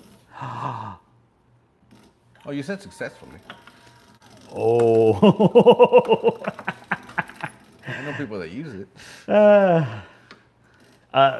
Look, I'll just say one shot is not for everybody or every situation. I happen to use it successfully, but it can cause problems. There, see, I said it. Yeah. All right. What's your opinion on... Oh, wait. First one is, Eric, any plans on developing a new cartridge? If so, what would it be based on, and what case would it be based on? Nope. Nope. All right. High Power Bear says, what's your guys' opinion on U.S. service rifle and match rifle shooters? The F-class guys that I tend to shoot with tend to look down on us for using a larger target. Doubt you guys think the same. That's not true. No. Well, at least I don't. No. Like, yeah, you're using a large target, but you're freaking having to hold the gun. Yeah. Yeah. What I wonder is why you do it. And for those that don't know, that's actually the same target that F-class started on. Yeah. Well, F-class Came from service rifle. Came from, Yeah. well, high power. High power, yeah. Service rifle. Yeah. The only thing I think about is like, I wonder why they do this. Just why would you want to? You know, it's like riding a bike to work every day. Like, we have cars. I shoot with high power people, and I have a lot of respect for what it takes to put on 6 layers of clothing and strap up and shoot. I mean, it's not for the faint of heart in 100-degree weather, that's for sure. It's got a lot of history, and it's got a lot of skill, and both of which I don't have. Yeah, I don't look down on them. It's just a different thing. And the thing is, a lot of people, they think they think F-class shooters look down on them.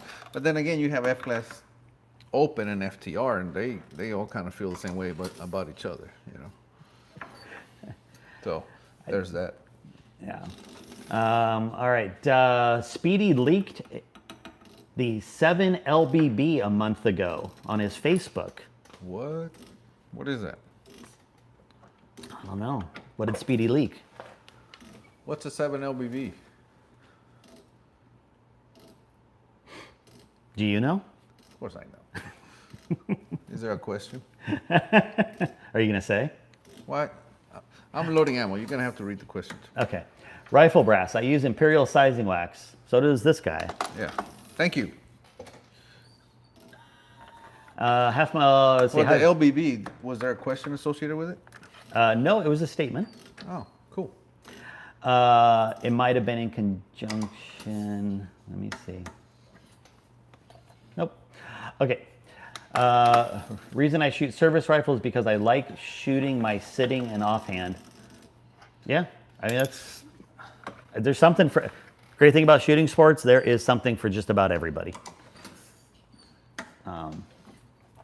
I know people who don't think laying on their belly and shooting looks very fun. Well, that's either, my point. It's like, yeah. why shoot offhand when you can lay down? Yeah. I just tell people shoot what makes you happy. I tell you what, I used to shoot silhouette for a while. That was offhand, and it was fun. It's just, again, it's just a different sport. Yeah. Let's see. So that is it. So until we get some more questions, I am going to bring up something that Eric and I have talked about over the years, and it's something he's talked about on at least one, if not multiple, of his podcasts. And I think it's some of the best advice, at least for F-class shooters who are shooting string, meaning they're not under a tight time requirement. So in string fire with F-class, we have a set amount of time, either 22 or 30 minutes to shoot. And we are allowed to gauge or judge how fast or slow we want to shoot, when we want to stop, start, and all of that. And I think one of the best pieces of advice or comments that Erik ever led a statement with is, if you are afraid of stopping, you're shooting, you're hitting 10s and X's, the wind starts picking up, you start missing, you hit a 9, maybe you hit another 9. Why don't people stop? And often it's because they're afraid. They're afraid of losing their knowledge of that condition, no matter how bad they might be missing it. They think that the next condition that they shoot in could be worse if they wait. And so Erik usually will ask somebody a very simple question, which is, if I was to give you your gun and it was fouled in, you know, like it was shooting where you know it's going to shoot, and I told you, first shot, what is your confidence in hitting a 9? How confident can you hit a 9 at 1,000 yards? And I would say most people, at least that I've been around when you've asked that, and I think even when I answered it, I said, I don't know, 90, 95%, 85, 90%, somewhere in there. And I think if you're listening to this and you think about it, you know, answer for yourself. But the question then becomes, then why don't you stop if you are that confident you can at least shoot another 9? Out of powder again. Uh-oh. You got powder over there? Yeah. And you got your funnel. And so I think it's a really good mental exercise to think about if you want to improve your shooting, to ask yourself, why am I continuing to shoot 9s or possibly an 8 or even a 7 or worse when I have a fairly high level of confidence that if I wait a little bit and a condition comes back that's close to what I was shooting 10s and X's in, that I can make an educated guess and at least shoot another 9. And I think this came up particularly with us in fact, I think we have it on one of our videos when we were shooting in Arizona, Southwestern Nationals, and we were shooting next to each other. And for the first 10 shots or so, I was ahead of Erik in terms of I started sooner, and I was hammering them. Like my first 10, I was really solid. And then Erik jumped in at some point and he was shooting, and then he'd stop. And I was super confident that I had a read on this condition. And then I went like 9. What are you laughing at? Because I remember. So he's done. He's not shooting. He still has probably 12 shots left or something. I hit the brakes. He hit the brakes, and he had a lot of shots left. And I had shot like a 10x, 10, 10, 9, 10, 10. Like I was doing really good through the first 10. And somewhere around 10 or 11, I throw a right 9. Like I'll remember this forever. So what do? And it was building. Like it was ripping. And it starts building. So I take another line. And what does Idiot John shoot? Exact same downwind 9. So then what does Idiot John do? Takes another line and then shoots a downwind 8. And then what does John do again? And Erik's watching this whole thing. I take another, and at this point I'm on. When he says he takes another line, that means he on target. So the target, we have rings, and every line is worth half MOA. So when he says he takes another line, he aims another half MOA upwind. Upwind, yeah. So he hit a 9, which he's already 3/4 MOA, depending how far, but let's 3/4 MOA downwind, and he moves up half MOA, and he hits another one downwind. Yeah. And I'm watching the wind just build, and all right, go ahead and tell the story from your perspective, and then I'll tell it from mine. So then I realize a line isn't enough, but I've already shot 2 9s and an 8. So I take like a line or a line and a half, and I shoot another 8. So I've just dropped 6 points in 5 shots, whatever, 4 shots. 4 shots, I've dropped 6 points. And the mental havoc is just on fire right now. And at that point, my last 8, I had gone, so I was holding like left 1 or 2. So basically the left 10 ring when I was shooting 10s and X's and a 9 or something in there. And by the end of that 8, I was on the edge of the board. So I had moved. I mean, I was just moving, and I couldn't get ahead of it. The first shot I was behind. I never got ahead of it, and I finally stopped after dropping 6 points. And we finished shooting, and Erik comes up. He goes, "What the hell was that?" Like, I was. All right, you were let me tell my. Yeah, you tell from what you were watching. So, again, he gets going, and I'm watching him, and I'm like, all right, that's pretty consistent. So I jump in, and now I'm hitting 10s and X's, and he's hitting 10s and X's, and then I see the wind pick up, and oftentimes if I see the wind pick up, I just move over, but I saw it pick up to what I would call unmanageable level. By that I mean it's high risk. It just built to a point where if I'm wrong, I'm going to hit a 9 or an 8, or I don't know. I'm not 100% sure of what it did. So I just hit the brakes. If I'm uncertain, I just hit the brakes. Well, John kept shooting, and John actually kept up with it for a little bit, and it just kept building and building, and he hits a downwind 9, and I'm thinking, okay, now he's going to stop, because now he just realized he doesn't know what he's doing. Yeah. Oh no. John sends another shot. Now keep in mind, whenever I'm not shooting, so these winds, they come and go. So when they build up, there's going to be 5-7 minutes sometimes before they die back down. So oftentimes I just put my head down. And, I just put my head down like that on top of my rifle. So I'm watching him. He hits a 9, and I put my head down because I'm like, oh, he's going to stop. And then I hear, and I look over, and he's chambering another one. I'm like, oh, that was him. I look down, another 9. I'm like, okay, now he's going to stop. Put my head down.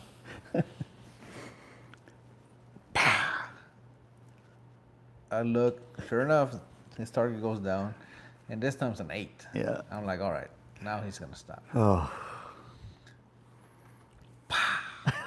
Holy crap. Now I'm upset for him, because I'm like, at what point do you just realize you don't know what you're doing? I might have actually thrown a 7 after that. And what I mean by you don't know what you're doing, I don't mean like you're incompetent. I mean, this wind You're guessing. has got you outnumbered. Yeah. You don't know what you're doing against this condition. So stop. Stop. Nope, not John. And I think you may have, I don't remember. But I might have thrown a 7. after that, he may have shot a 7. Yeah. And now he hits the brakes. And I'm upset for him because I'm like, I try to help John. And I gave him what I consider to be simple pointers, such as if you hit a 9, you should consider stopping. If you hit 2 in a row, You stop. That's an immediate stop. I've told him these things. Like, these are very simple rules to follow. Talk about your process. If I hit 2 9s in a row, I'm stopping. No matter what. I obviously don't know what I'm looking at. Not John. Not only did he not stop at 2 or 3 9s, he didn't stop at 1 8. 2 8s. No, well, that's what Yeah, I mean. I didn't stop at the first 8. And then 8. Yeah. That was still no indicator that I should probably stop. So anyway, guess what happens? He gets done. He jumped. Oh, because then you jump back in with like another 8. And long story short, he had a horrendous string. And then I stopped. Well, yeah, you finally stopped. And then I finally bought back in, and I shot a 9 and cleaned out the rest. It was like 7 shots left. Yeah, when it died back down. When it died back down. So, Yeah. of course, it died back down. I jump back in, and I finish off. I may have dropped 1 or 2 points. I don't remember how I did. Yeah. I don't think I cleaned it. Pretty close to cleaning it. And, of course, John is pretty upset. And I'm like, you did this to yourself. Like, you should have stopped. And he knows he should have stopped. And, at the time, he was not very easy to talk to. And I understand. But now he laughs at it because he knows. Oh, yeah. Back to the process. It's like nowhere in the process. If he was writing a successful process to win a match, that process would never say, if you hit a 9, just keep pushing through. Hit another 9, just push through. You'll get it. Hit an 8, just keep shooting. You got would this. never, ever put that in a successful plan to win a match. And he knows that. So here's a couple things that I'll throw in that point to what do you call it?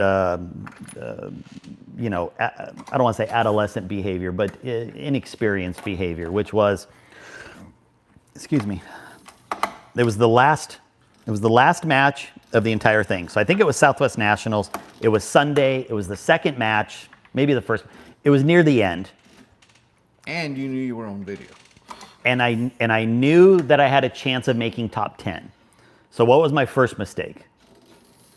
Focusing on score, focusing on placement. And then I think, God, it must have been the second match, but whatever it was, I kept telling myself at the time, like, if I can just ride this out, like I can drop 3 or 4 points, another mistake, yep. and I'll still make top 10. Like I knew where I stood, another problem, and all of that combined to me convincing myself at the time that I was capable of outsmarting just some wicked freaking builds out there, and I remember, like, I wasn't easy to talk to, but not long after that, Erik goes, hey, he goes, let's talk about that. I think you called me or something. You go, look, we got to talk about what happened. And he goes, why didn't you stop? And I told him the truth. Like, I had top 10 in my head. I planned, you know, I had this plan and this plan and this plan, and like I had all of these things in my head. And he goes, so you weren't thinking about shooting? And I go, well, probably not. Why would I? Why would I? I was there. And then he goes, okay. He goes, look, let's just forget about all of that. And I remember he goes, can you shoot a 9? If I asked you to shoot a 9 on a gun without having any other shots on target, could you shoot a 9? I go, yeah, probably. He goes, how confident are you? And I don't remember what I told you, but something over 80% probably. I said, yeah, I could, like, under most conditions, I could easily hit a 9. He goes, then why would you shoot an 8 and then another 8? And I'm pretty sure there was a 7 in there. He goes, why didn't you just stop? He goes, if you know what you were shooting in and you know you could shoot a 9, why don't you just stop? And I will just tell you, as a competitor, it was probably one of the biggest learnings that will never leave me, because it was an intersection of a lot of errors. Since that time, I won't say that I don't ever focus on scores or my placement, because I'm human and I still do it, but I largely go into matches never looking at scores. Now I largely don't go in thinking about anything other than just shooting. And, you know, and it makes a difference. To Erik's point, I focus on my process. I focus on how I shot against my process, and we have those conversations. You know, he'll be like, hey, like, you finished whatever really badly. Like, what happened? And, you know, like, what part of your process did you screw up? And I'll tell him, like, hey, I wasn't focused on timing, or I wasn't focused on, like, I was tired, my head hurt, I couldn't see well, and I got lazy. And so, like, and I think that's part of being a really good competitor. You have to be honest with yourself. You know, why didn't things go well? Why did things go well? And I really think you have to be honest about it. So, okay, so we got some new questions coming in. What scope and brand do you lower the power to shoot 600 yards compared to 1,000 yards? It all depends on conditions. I tend to shoot higher powers than Erik. I'm tending to shoot on the same power now because I do use my scope to read mirage. I don't travel with a spotting scope anymore. And so, as Erik mentioned earlier, if you're going to do that, you want to shoot at the same power, because the mirage will always look the same. If you start changing powers, the mirage will look different. So I tend to shoot around 60 or higher. If it's dead calm, I'll be at 80 easy. Okay, so Conservative Sniper said, John, in your last video of testing 2 different bullet weights, I noticed some of your ESs were up around 40. How low do you normally strive to get the ES? I don't really care about ES to say that I don't really care about ES. If you saw, I didn't have my chrono data on there. If you saw my SDs and ESs at my gun, it was a lot better. And honestly, everything in those, if I remember right, I'd have to go back through, but everything you saw was single-digit SDs. If we're looking at on target, there's wild variations that can occur. So I use that as a bumpers, but it's really not super accurate. Even Adam will tell you don't use that for real accuracy purposes. But to answer your question, I guess as a general roadmap, if I'm shooting a 20-shot string, you know, like if I'm around 20 or so, you know, that's kind of where I go, okay. I know I had some slightly higher ESs. It doesn't really bother me when the SDs are lower. I can show you, in fact, I'm putting together a video right now that basically says ES is BS, because I can show you a 219 that I shot. It was a perfect example, which is what gave me the idea for the video, but I shot a 219 a couple weeks ago, and my ES was really high. I mean, SD was low, but the ES was really high. And so, in fact, let me see here. So my ES on that target was, so I had an SD of 7.6. My ES was 32 on that string of 20, but I shot a 219, and it was a tight group. So, you know, the point being, yes, I look at the ES, and yes, I know there's some people that made some comments on it about the ES. I really focus on SD and mean radius, stuff like that. So, okay, Griff says, do you guys have different game plans for matches shot on E-targets compared to manual targets? What do you prefer, seeing other target shot positions for wind changes, or just get on with it? Well, first off, that's a misconception, because if you shoot on electronic targets regularly, you can look at other targets exactly like you do at a pull target match. It's just on your screen. Not everybody's comfortable doing it or knows necessarily how to read it, but if you get used to it, it's exactly the same process. So from that standpoint, I read electronic targets that other competitors have shot exactly like I shoot pull target matches. Do I really approach them any different? No, I bring the same process. Do you? Yep, same. So let's see. What ES Actually, is there? I prefer E-targets because I can build because the delay is so consistent. My tempo is much better. Yeah, that's a great point. Whereas if you have pull targets, sometimes you have a fast puller, sometimes you have a slow puller, and yeah, inconsistent puller. yeah. What ESs are acceptable for S class? I mean, it's going to depend who you ask. There's people who, you know, ES is the only thing they look at. There's some people who don't ever look at ESs. I mean, I told you what I'm comfortable with. You know, that's now. I mean, if I've got rounds that are like 100 ES, there's something wrong in my process. You know, it could be a component. You know, it could be brass. Is something wrong with the brass, or it could be something in my sizing. Like, there's a point where obviously I'm going to pay attention. But if I have a random target where my ES is high, as long as my SD is low, I'm good with it. What does Erik think about ES? I mean, I care.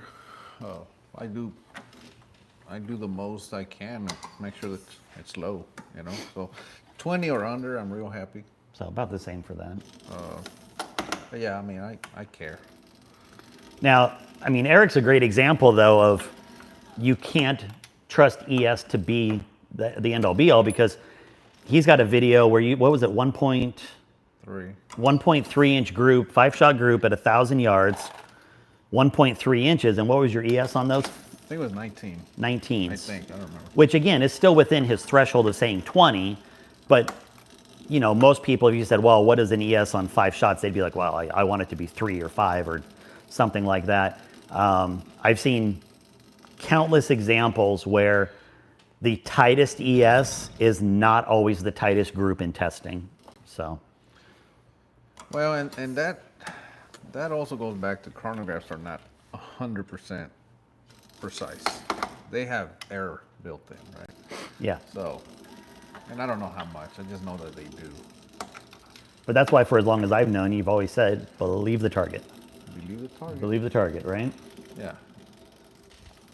So, well, you got any final nuggets of wisdom before we cast off? No, not that I can think of.